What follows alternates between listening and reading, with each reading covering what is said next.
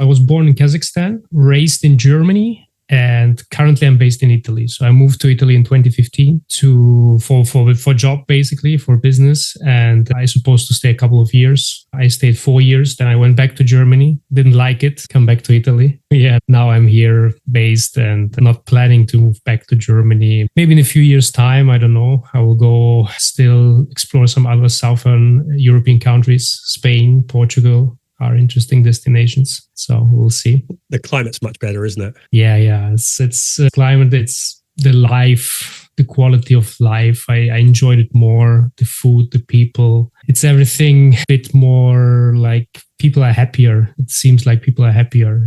In Germany, what I was struggling with, because then it was also COVID, because it was 2019 to 2021. When I went back, people were a lot complaining. It was just terrible, in my opinion. So it was really, draining. I felt no energy. So it was a whole nother story when you look into the Southern European countries. People are quite open, easygoing. So yeah, it's nice. Whereabouts in Germany? I've been living close to Cologne. Okay. Cologne, yeah. The last years I was in Düsseldorf, North Rhine-Westphalia. It's in Western Germany, close to the border of Netherlands. Okay. And where are you in Italy? North of Italy, Bologna. It's actually a good strategic place to be because it's between Rome and Milan, and it has a great connection with the train, fast trains. So you can reach basically all the hotspots like Florence, Venice, Milan, Rome. So whenever people are coming to Italy, I'm telling them stay in Bologna because you enjoy really the nice city, because it's a smaller city than Rome and Milan. You can really enjoy everything here. And when you want to visit other cities that are interesting, you just take the train. It's quite cheap transportation here, and you go visit the other places, and then you go back to Bologna. So you've grown up in one culture and you've moved. Yeah. You've experienced really three major. Do you remember much of Kazakhstan? Yes and no. So I remember, of course, like the first, because I was very young. I was 6 years old when I came to Germany, but I was raised in a quite Russian way. So it was USSR back then. So my mom is Russian, my dad is German, born in Kazakhstan, but German parents. But I was raised basically the Russian way. So with the Russian culture, food and everything, like what's around the Russian culture. I had never the feeling, this connection with Kazakhstan, with the country, but with the Russian culture, yes. So I'm really connected to that. So from family standpoint, yeah. I have a little experience. I did a martial art systema, which is actually, it was a Russian in Canada, Vladimir, cool, who brought it to the West. But it was very rooted in Russian orthodoxy. There was a lot of deep, profound ideas. It's like you hit someone to take the aggression away. You don't hit to destroy, you hit to remove the tension. And it was a lot about just a different way of relating to people. It was more inclusive than like a Western. Yeah. It was more about the group and more about remove ego, all those kind of things. Like it didn't have any belt system. It didn't have rankings. It was about you just doing the best you can do rather than where a lot of martial arts are very, you wait till these have, and you'll have your place, and it's, which I liked.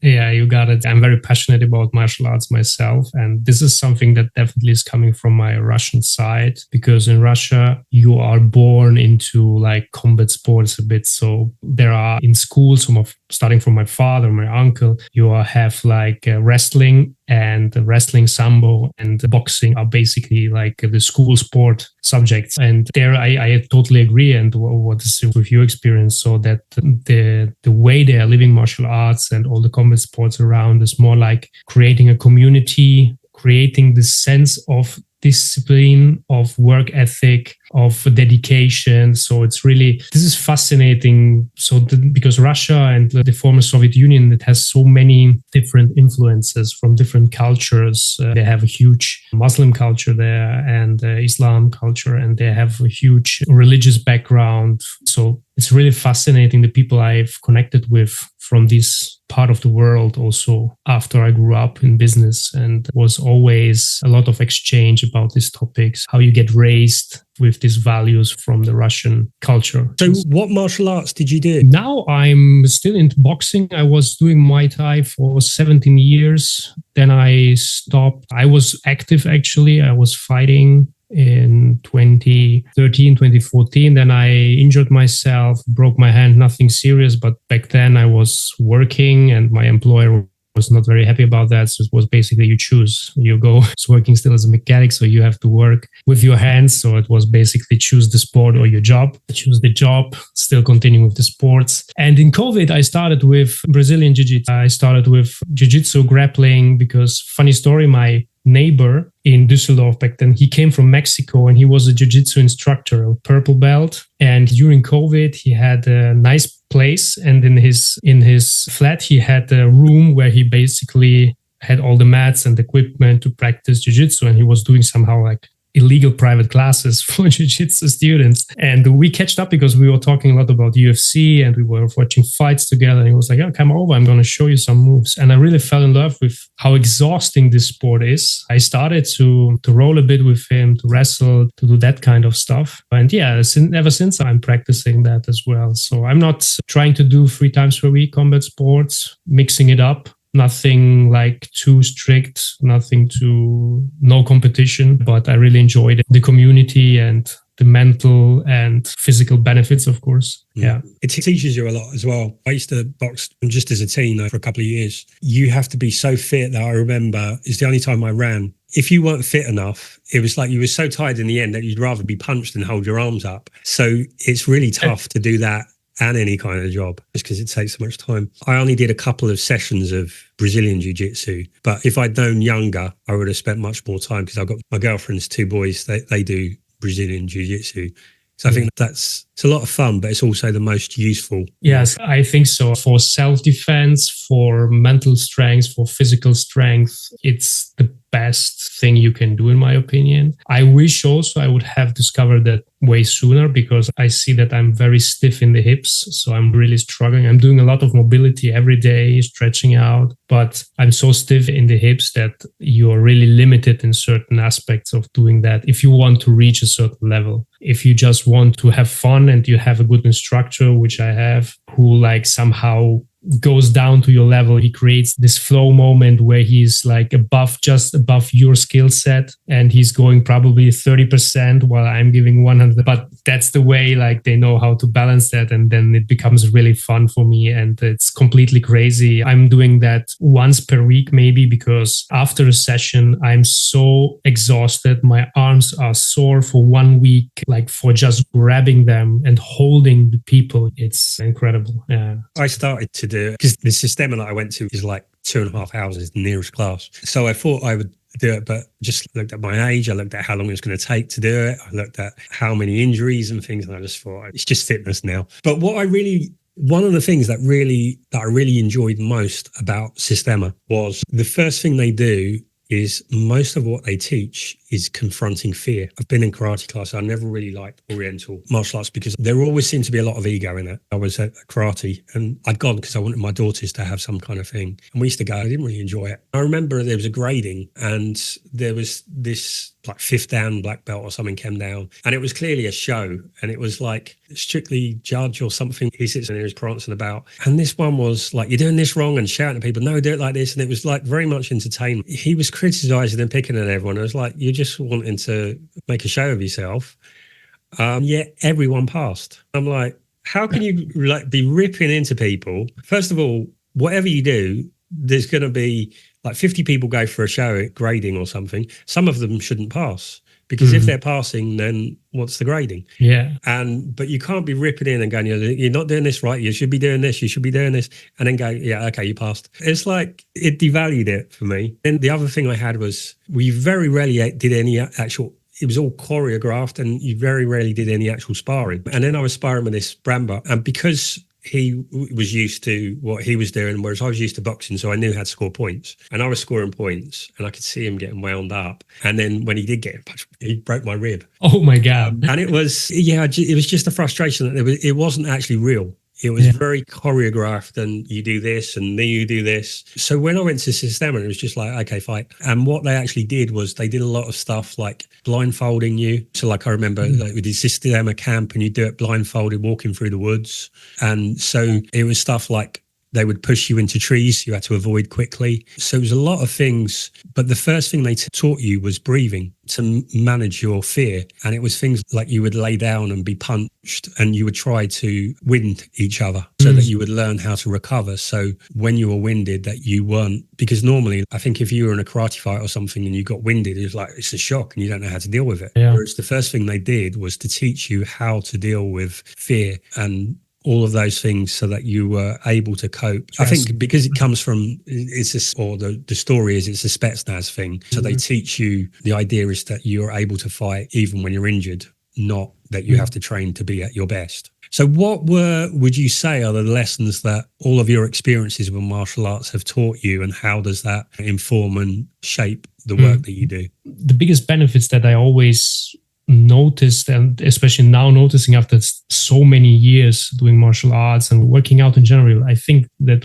doing hard things, and this is not like the mental coach speaking that we used to hear, but doing hard things every day somehow helps you really to live an easier life somehow. I listened to a podcast from Andrew Huberman recently that they discovered, very recently actually, a part in the brain. So please don't call me out on the specific term, but there is a part in the brain actually which is growing with the fact of doing stuff that we don't want to do. And the interesting thing is that it's really growing only when we dislike something doing. So for example, if you do the first time a cold plunge and you hate it because it's cold, but then you are getting used to that and you suddenly become like, okay, it's nice, I like that. It has no more effect on this growth of this specific area of the brain to surpass difficult situations. What he says is that you should try to find every day something that goes beyond this level of comfort that you have. Even if you're doing a hard workout and you enjoy the workout, it means you need to work harder. I started somehow to follow this, and the biggest benefit that I see is actually really to have a better focus in my life, better focus on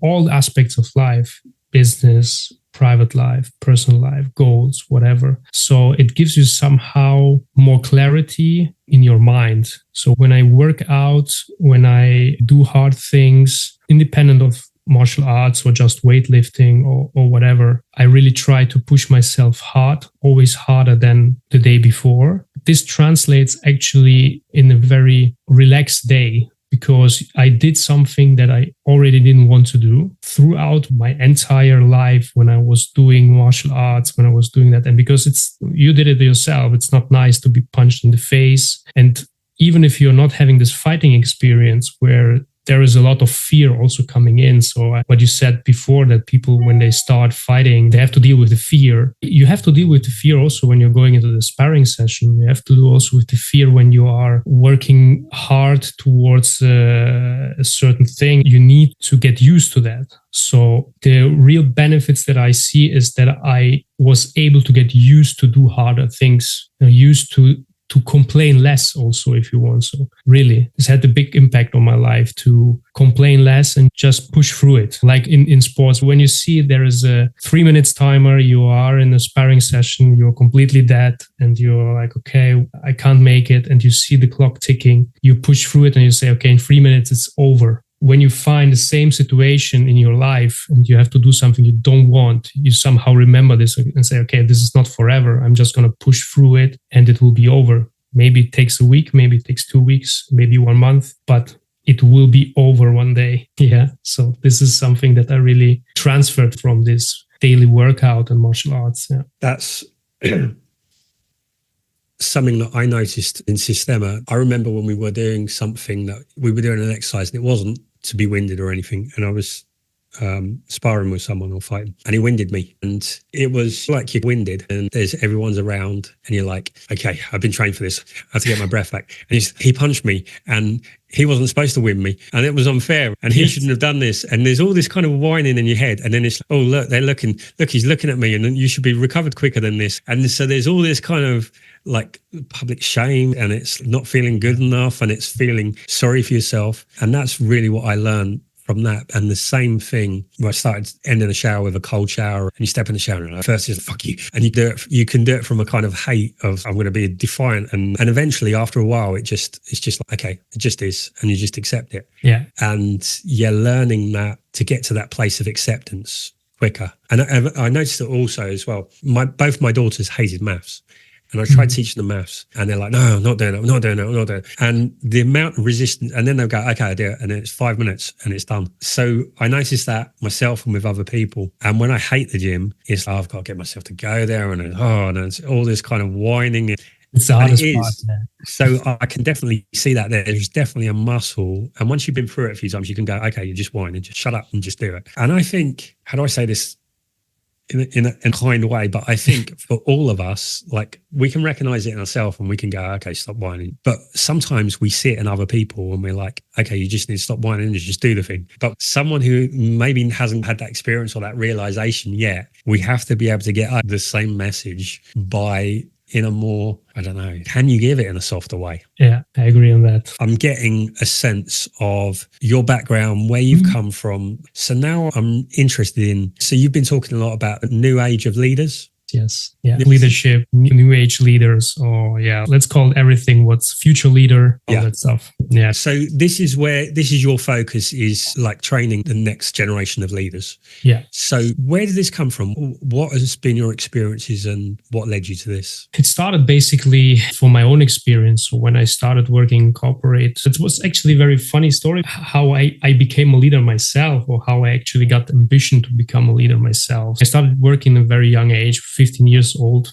now 34 to 2006. And I came back home complaining quite a lot with my dad about my boss. I was like, this guy is absolutely horseshit. I can't work with him. And he was like, why are you complaining? If you can do it better, become a leader yourself, do something, because this guy is in this position because he worked hard. Of course, me as 16 years old, I was like, work hard. Why he's not doing his shit? No, it's not so hard. But then my father somehow planted this thought in my head. And I was like, okay, maybe I should do something better if I'm not in the opinion that he is doing a great job. So a few weeks after we had this chat, I actually quit my job as a technician, went to university, graduated from university in mechanical engineering, started having my vision to go towards leadership. And I was saying directly, I'm going to go all in. I want to be a CEO of a company. Back then, the thought was being a CEO is being your own boss, but it's not so true. I was like still young, naive. I was like, I need to be a CEO. And I started working on that. Went into project management because I wanted to see a broader picture of how the landscape is, how the company is functioning. Started moving up my way in the career and working with great people leaders, bad people leaders, and trying really to capture the essence of good, bad leadership. And I arrived at a certain point where I became a leader, first time into teen, started to lead a small team, then growing into a managing director role, having 60 people, big responsibility. This is the moment where I started also to coach, where I became a coach myself, because I knew I need some instruments, some assets to manage these people, especially in a young age. And so back then, the focus was not so much on next generation leaders or what's going on. But once I reached that point where I was sitting together with other people on a table, I noticed, and I had the privilege, I call it privilege, at a very young age to be offered this opportunity. I worked hard for it, but I was offered this opportunity to participate to board meetings, steering meetings with really good people, high-level professionals. They were all older than me, 15, 20 years plus. And I noticed while talking to them, while talking about the business, how big actually the gap is between the workforce and what's going on in certain meetings on a board level. So I was asking myself, what's the reason? Is there communication? Is there lack of leadership skills? Is the organization not good? And there are a lot of reasons. There are so many different things to be considered. But where I really started to work towards the next generation of leaders, to work how to build the next workforce, was during my last experience. I got hired by a company for a promising project. I was leading an R&D department, which was supporting a European project for battery manufacturing. It was a great experience, 27 young people. And this company's leadership blew basically all the talent, burned the talent within 16 months, 18 months, inclusive myself. So I left the company as well because there was a very difficult situation also in terms of company, but it was so evident that the company was not able to manage the people. And there was multiple reasons for that. One of them was that leadership was not ready to work with the younger workforce and was not ready to support them in their needs, in their development. And in my opinion, how companies can that, it's not about changing people. I'm not believing so much into improving, into changing people. I'm more into giving them an opportunity to do things differently. Because if you're a senior manager or if you're a younger manager, it actually doesn't matter. So when I talk about next generation leaders, it's of course somehow with a point generational gap and generational transition. But on the other hand, next generation leadership for me is the way we lead people. Okay. So a next generation leader can be a senior leader, 60 years old. And the goal is, or my goal and my vision is not to change him or her, how things have been done, but offer an opportunity to do things differently, because now we have a different landscape, we have a different world. And maybe it's my perception because I just also grew up in this, but I have the perception that things accelerated in a quite, let me say, impressive way. That of course COVID changed a lot of things and so on, but it's not only COVID, it's everything around there changed so fast, and that companies are struggling to adapt it to this change at the same pace. So they're always a step behind. And in this moment, I have the feeling they are not even one step, but 2-3 steps behind. So when I talk about next generation leaders, I'm actually focused, of course, on working on the younger workforce and giving them the opportunity, because I'm also a big believer into the fact that if you are a good leader or if you want to be a good leader, you don't have to have 20 years of experience. So you can be a good people leader also at a younger age. I saw it myself. I experienced myself. I got accepted by older workforce. I was 30 years old, managing director. People were 60 years old. They were following me as their leader because I have a certain approach towards this kind of people. And this is basically my mission. This is what I want to teach people, how to basically go and explore a different opportunity, a different way to go and practice leadership, rather than telling the same things that everybody is saying. Okay, we need to be empathic, to be open, you need to communicate. This is the theory and we need this. But then there is the practical part that we need to think about how can we actually how can we offer people the opportunity to think, behave, and feel different about things and situations. So you've got the old way, the new way, and then you've got think, feel, behave. So what would be the old way? The old way, not to finger point or something, I think the old way, the business world, it has seen different kind of revolutions. We started somehow with the industrial revolutions, then we go to information revolution, and now it's more social or digital. And when you look in these 3 revolutions that we faced, the needs of the people, of course, were different and they changed. Today, I made a post about loyalty and that loyalty never existed before. Why? Because in my opinion, people, my grandparents, they were working for survival. Okay. So they had a job where the boss could treat them very bad and they were going to work every day anyway without complaining, because job was food on the table for me, my family. Then already with my parents and with my generation especially, things changed a lot. We got options. We are more working towards a better lifestyle. Okay, we want a better life. This is where it comes. We want to be earning more, so we are able maybe to accept a job that is not fulfilling us, that's not so purposeful. But if it's paid well, it's good because we can buy nice things and we can live a good life, a better life that our parents had, maybe a bigger house, a fancy car. And now what we experience with the social revolution, we see that people are aiming for quality of life. They're not aiming anymore for having these nice things. First and foremost, they already have it. So their parents took care of that. They are now living in a basically good world. So most of them are like, okay, I don't care earning a lot of money. What I want is I want to have fun. I want to have freedom. I want to have purpose, flexibility, and all that stuff.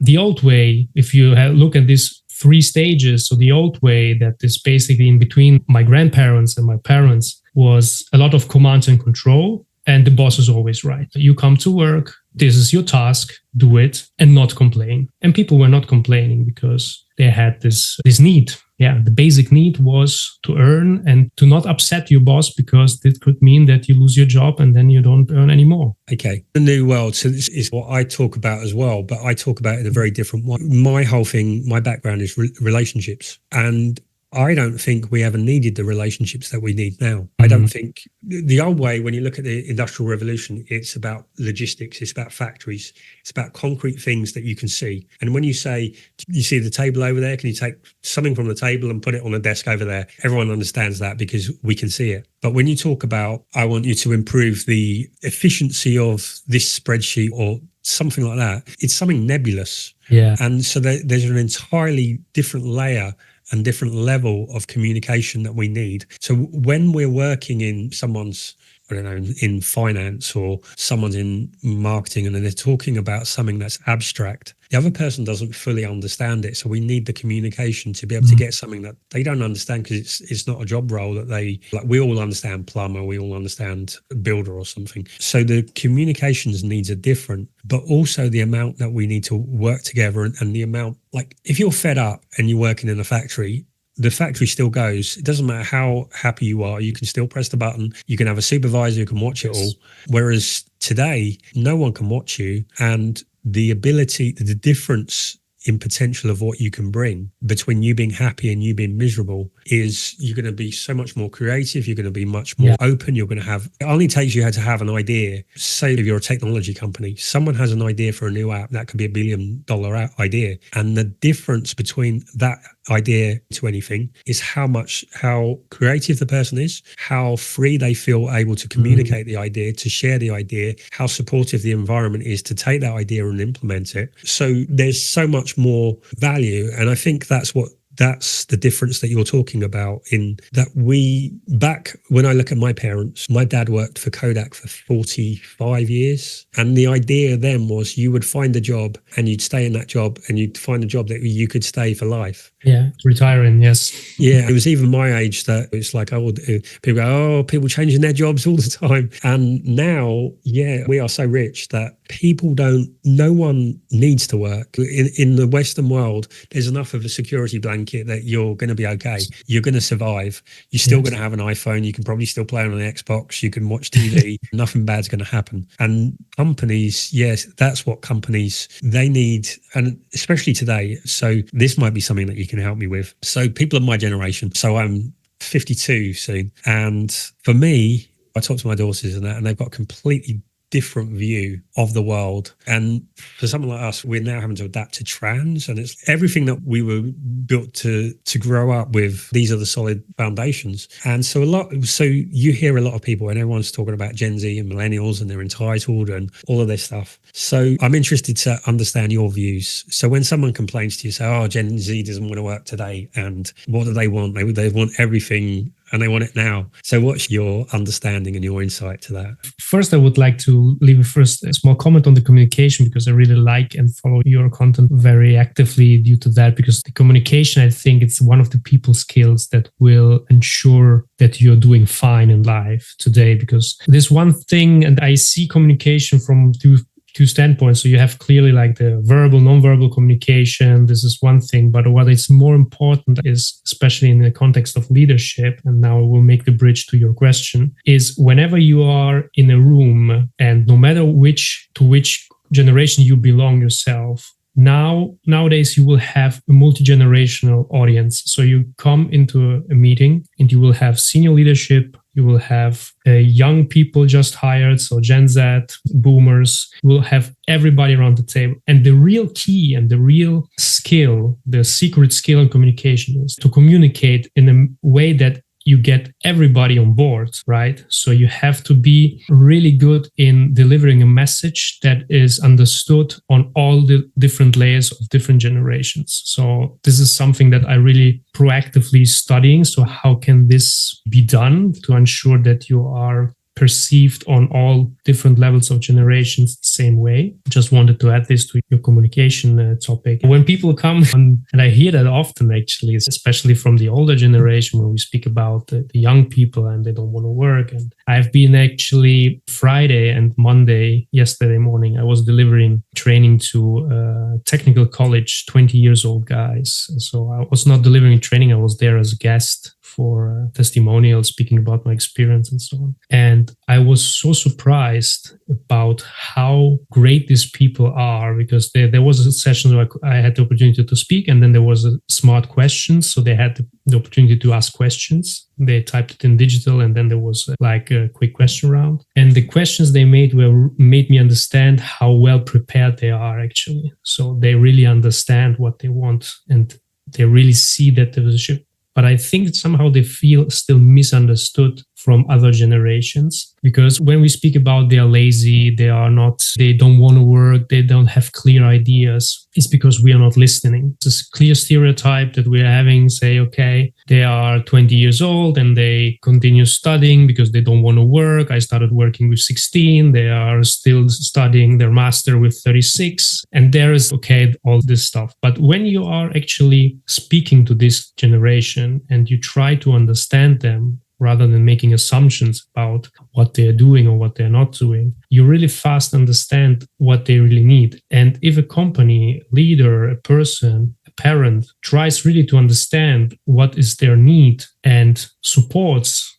act as a sponsor towards these needs, I think a lot of good things can happen. Not all things will be aligned with what is maybe our own ideas of how things should be done. But this is at the same time the good thing when it comes to have different generations, when it comes to have different cultures among the tables. Also, when I speak about cross-cultural communication and management, I say the exact same things when working with different generations. Try to bring as much as possible diversity to the table and pick cherry from every single generation, every single culture. If you do, you really get the best result. I guarantee that everybody has something to add to the discussion. It's just about our own willingness to extract this information and to use it to our own benefit. When you talk about communicating a message in different ways, in what specific different ways are you, like when you're coming up with a message, how are you thinking about portraying it in what different ways, as in the different words or as in the different references? I think it's all together. So it's about verbal, non-verbal communication towards a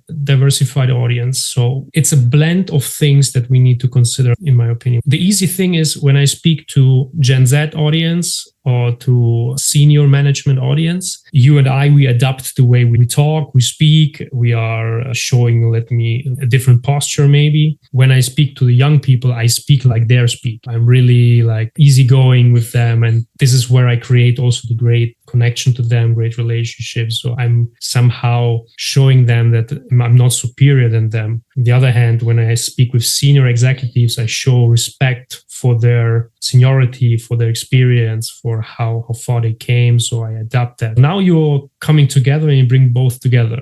If I would straight away communicate like I do with senior executives, I will immediately lose the young people. If I start speaking slang, young people, senior executives would be like, oh my God, this guy he's crazy, he's not reliable, he's not a professional. So I think it's really tricky to find out how to communicate efficiently when you are trying to address such a big gap, or to close such a big gap in terms of communication and understanding on the generation level. So what I do usually is I blend it. I try to stay very composed and professional in my language, in my body language, but I use very simple communication to not lose the younger audience, so to make them understand that I care, that they understand what I have to say. So this helped me a lot when I was delivering communication meetings back then when I was a general manager. So I did every 3 months communication meeting. And what I see from senior management, for example, when they are doing a communication meeting and sharing the company results and new projects and whatever. So what are they saying? They're saying, okay, this is the revenue, this is the EBIT, this is that, this is this. And they're using a lot of words and terms that many people don't understand, not only because there's a generational gap, but also because there is a knowledge gap. I heard once a general manager or CEO speaking a lot about sales and everything to an audience which was 80% technicians and guys who were taking care of assembly departments. And these guys, what they wanted to hear, so you need to adjust also the information, is, okay, when are the next machines coming? What should we do the next 6 months? So also adjusting the information. So you are in a difficult situation because you have to speak to a diversified audience and you have to deliver information that for some people is relevant and for others not. But what you really want, if you do that, is that all the information you give is relevant to everybody. And you want that everybody somehow understands that. So what I really suggest when I do it myself or when I work with my clients is to keep it simple. Then you can actually don't mistake if you keep your communication simple, but in a professional way. Start there and then see, and it's adjust, and it has so many different aspects that need to be considered, but that worked fine for me. When I think along those lines, I always remember Steve Jobs and how much effort he made on simplicity. I think that is really the key, is that when you share information, there's a certain amount of digestion, and the digestible your message is, the more people will pay attention to it. So you can either have this wordy, complicated thing and very few people will take the effort to digest it, or you can digest it and so it's simple and everyone understands. Right. I agree with what you say. I think people are people, and there is, like, we're all the same. When you look at, I think a lot of like older people will look at kids and they go, oh, they're always on their phones and all this. But so are we. It's because technology is a bit like food companies. They make the most money by providing the most amount of sugar and salt. So the more junk food they have, the more we will like it. Same thing with technology. They're doing the same to our attention. It's like the most amount of dopamine per minute is what's going to win. And we've become an attention deficit society because we are dope addicted. Having said that, there are distinctions. I don't know if you've ever come across Morgan Housel, and he's got Psychology of Money. I really love his insight that what people have lived through, the experiences that people have lived through, the 30s depression, the world wars, the 60s, like, the materialistic 80s, that is going to shape a generation, how a generation thinks about money. And in the same way, what has happened culturally is going to shape how a generation, their orientation and the way that they look at the world. And I had a conversation, one of these conversations, and it actually went to about Gen Z and things. And what I really understood there was that, so when you look at Gen Z now, which is probably like the people that you were speaking to yesterday, a little bit younger than you, is they've grown up where most of their life from before teenage has been spent on social media. The people they follow are no longer TV shows and unrealistic stars, but they're YouTubers who they've grown up with their vlogs, and they're people that they feel that they know. What I realized is they learn less from life by being taught than by watching and vicariously experiencing. And I think they struggle when they go into an organization that's like, you're going to learn this and you're going to do this. And they're like, no, like this YouTuber just goes in and does it. I'm just going to go in and do it. Exactly. And I think that is the problem. And this was what Sandy said, you have to show me, take me to the water, give me the experience. And they want the experience, but not being told about the experience. So I'm wondering your thoughts on that. Yeah, I really like that example that you made. And I actually thought recently about that, what you're saying, growing with social media. And only if you think about the amount of input and information that you get. And when you're younger, you try to identify with your hero. For me, it was, maybe that's why I started to do a lot of combat sports and sports in general, because I was like a big fan of action movies, Arnold Schwarzenegger, Sylvester Stallone, Rocky movies, Jean-Claude Van Damme. This was my world. They were my heroes. And I somehow pictured I want to be like them, fit and cool. But I have three people I admire, and I try to work something towards somehow to look like them and to do stuff like them. The younger generations think they have so many inputs, so much input from all different type of sources, and it gets way more realistic for them to reach certain goals. And they are more willing, what I experienced, to approach this in a try and fail approach. So they are more willing, in my opinion, to try new things, to fail and to retry. While already my generation, so millennials, I was raised very, very traditional, let me say. So you start, you study, you graduate, and graduate in mechanical engineering. So this is going to be my life, mechanical engineer. And then, okay, I shifted towards some different stuff. But the way that we are living today, that people change careers, change paths almost every 2 years, and they build something on social media, you build something, you are 2 years later, you do something completely different and you build a completely new life. And 3 years after that, you start again and you build again something. So it gives people the belief that this is possible. So I can do that. When such a person coming into a company and wants to do stuff,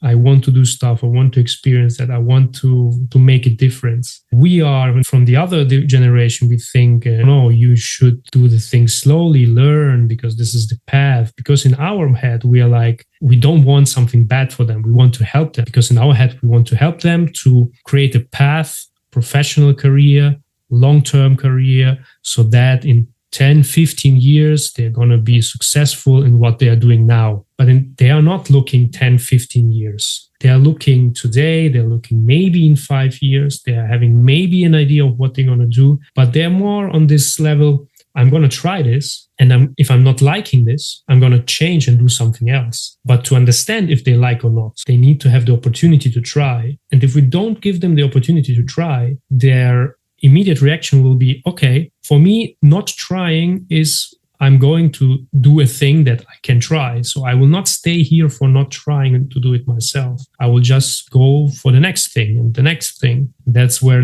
all the job hopping and everything comes. They are very demanding in terms of opportunity, in terms of taking action rather than being shown, as you said, to how do the things. They don't like that. This is my experience. They're coming into an organization where traditionally the view has been, you've got to earn your way. Like you do this for 15 years and then maybe you can get another job. This is something I hear is the frustration that people have is, I spent 15, 20 years waiting to earn my way up. I got the role and then they want my role straight away. Yeah. So there's that conflict.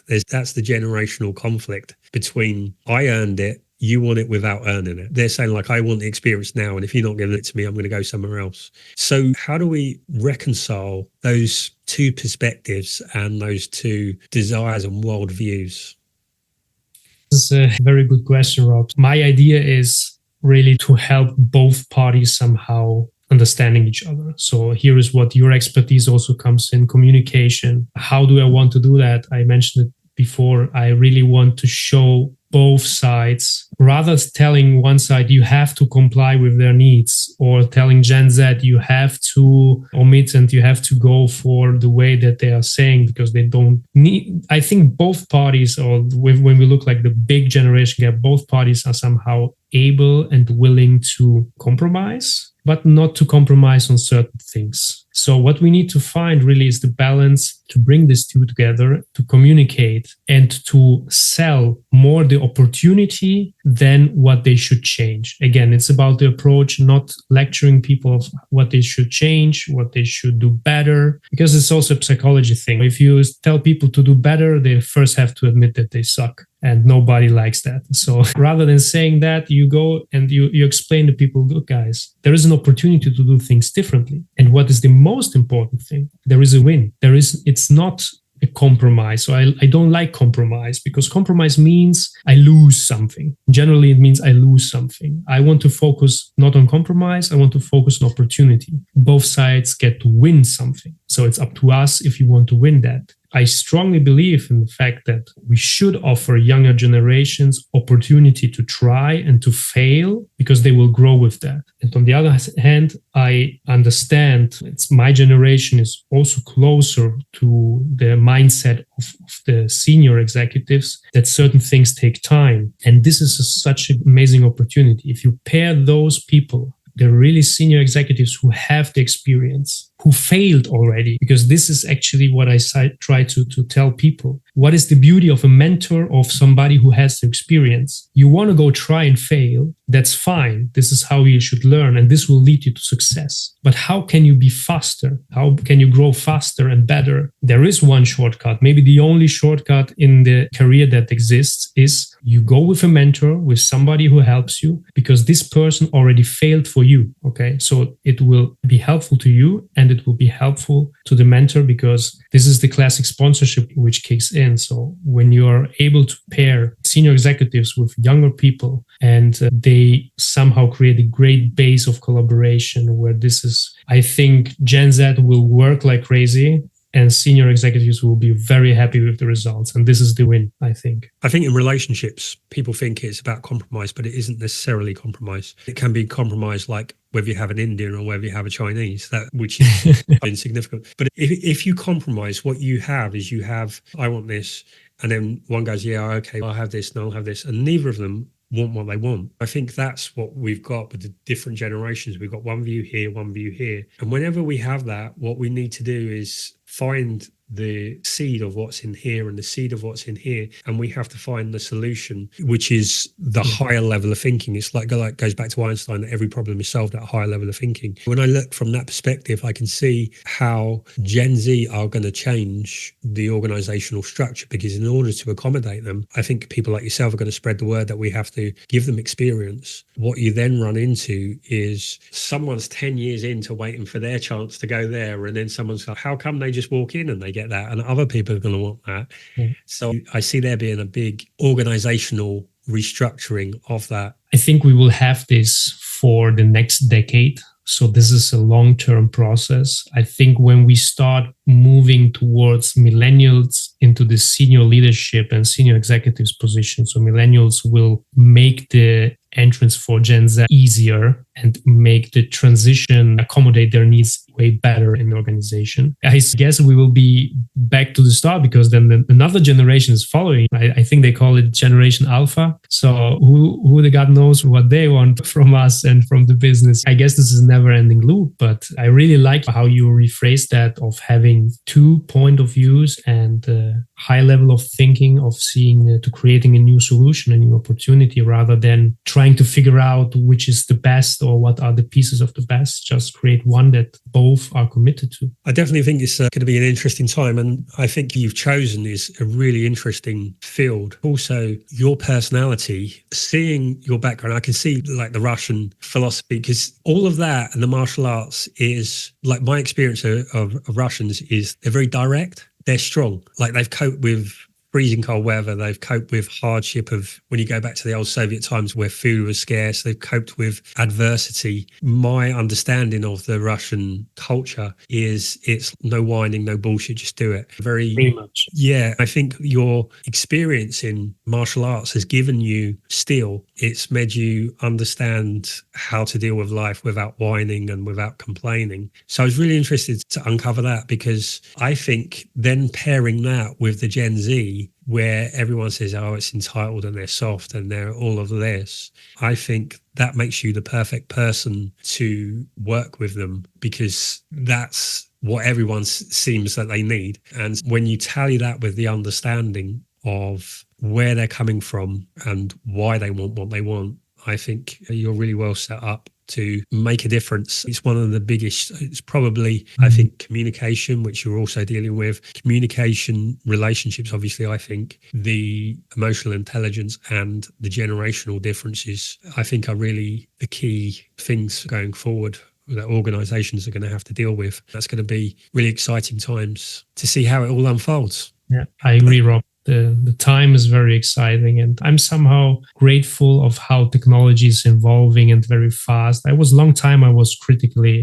the critical thought about that. Is that so good? But I somehow see that all this technology advancement brings us back to the values and to human nature and to think about and rethink about our feelings and how we should behave and think about ethical standards. I see this is coming more and more in organizations and in people. It's somehow, okay, we saw technology is advancing, everybody's becoming a robot somehow. And now we are back on, let's discover the human part of us. And this is something I really enjoy doing what I do. Yeah. I really like how you said that, because I think we're in a spiral. I think we went from, before the Industrial Revolution, we were all at home and working on the small holdings and just surviving. And then we got to a point where we got security, but we lived an artificial life. And I think now digitally, we're going back to that way where we can be back in the family and we can interact outside and we can reach the whole world, but we do it digitally. And I think there is a lot of growth in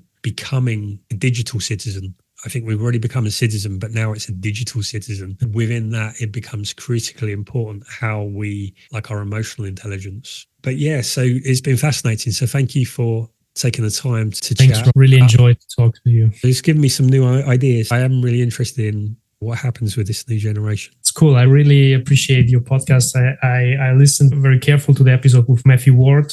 Really enjoyed that one. This guy is like leadership guru, old style, but very open way.